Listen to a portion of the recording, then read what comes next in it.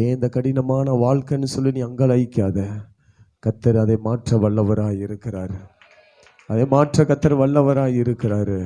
எனக்கு யாருமே ஆதரவா இல்லை, என் குடும்பமும் எனக்கு சப்போர்ட்டா இல்லை, எனக்கு யாருமே ஆதரவா இல்லைன்னு நீ அங்கலாய்க்கிறதை கர்த்தர் பார்த்து தான் உன்னோடு பேசி கொண்டு, நீ தான் அது, உன்னதான் கர்த்தர் சொல்லி கொண்டிருக்கிறார், நீ தான் அது, உன்னோடு தான் கர்த்தர் பேசி கொண்டிருக்கிறார். அப்படியே ஒப்பு கொடுப்போமா? எல்லாரும் தெய்வ சமூகத்தில் அப்படியே ஒப்பு கொடுப்போமா?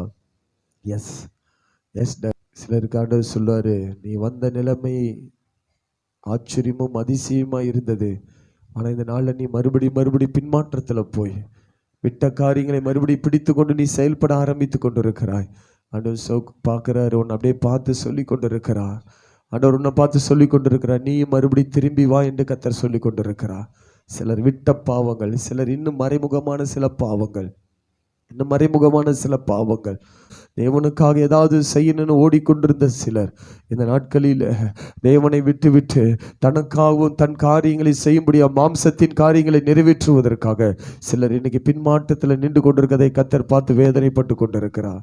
உன்னை கர்த்தர் இதற்காக தெரிந்து கொள்ளல, கர்த்தர் உன்னை இதற்காக தெரிந்து கொள்ளல. உன் நிமித்தம் அநேகர் ஆசீர்வதிக்கப்படணும். உன் நிமித்தம் என்னை அறிந்து கொள்ளும்படியாக தான் நான் உன்னை தெரிந்து கொண்டேன். என்னை குறித்து நீ அறிவிக்கும்படியாக தான் நான் உன்னை விசேஷமாய் நடத்தி கொண்டு வந்தேன்.